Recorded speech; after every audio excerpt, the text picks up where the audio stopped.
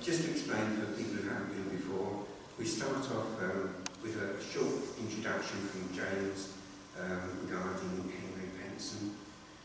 We then go on to the tolling of the bell and then finish with a short service. So we start by passing over to James. Well, thank you all for coming today to Henry Penson's commemoration. Henry's one of our forgotten men of Banstead. He was born and baptised here, but moved away before the war broke out, so he's not commemorated on any memorials here. We did, however, commemorate one of his cousins in September of 2015. One of the first commemorations that we did here, it was church open day. There were a lot of people in attendance, and his family were able to come along that day and toll the bell, and I'm delighted that Christine is able to join us again today for Henry's commemoration.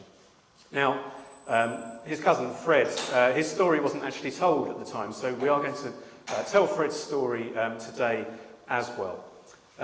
Now, 100 years ago, it was winter, as it is now, cold, as it is now, and there was nothing to be done.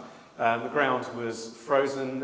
Whenever the ground thawed, all the trenches collapsed, and the ground quickly became a quagmire. So there was really nothing to be done by either side.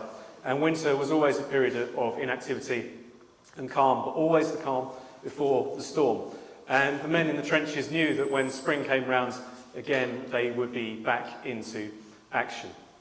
And we're going to, Alan's going to read a poem today by a poet, British officer called Alan Seeger, who wrote this poem called Rendezvous in the winter of 1915, knowing that he'd be going back into action in the spring of 1916.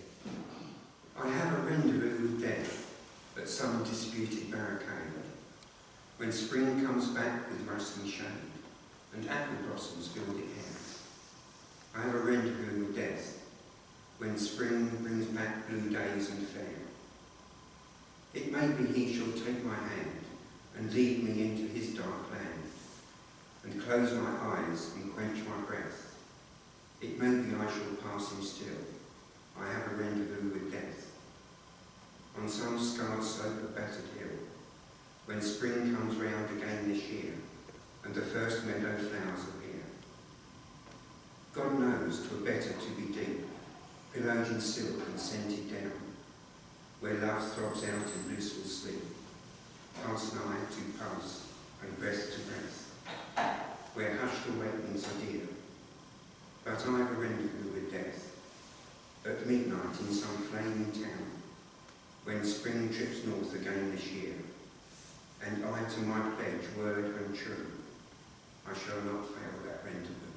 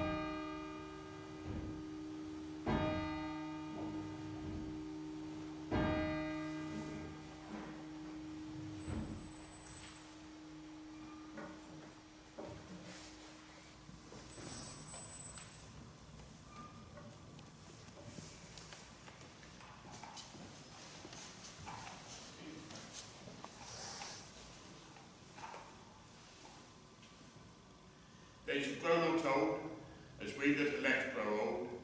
Age shall not weary them, nor the years condemn. At the going down of the sun and in the morning, we will remember them. We will remember them.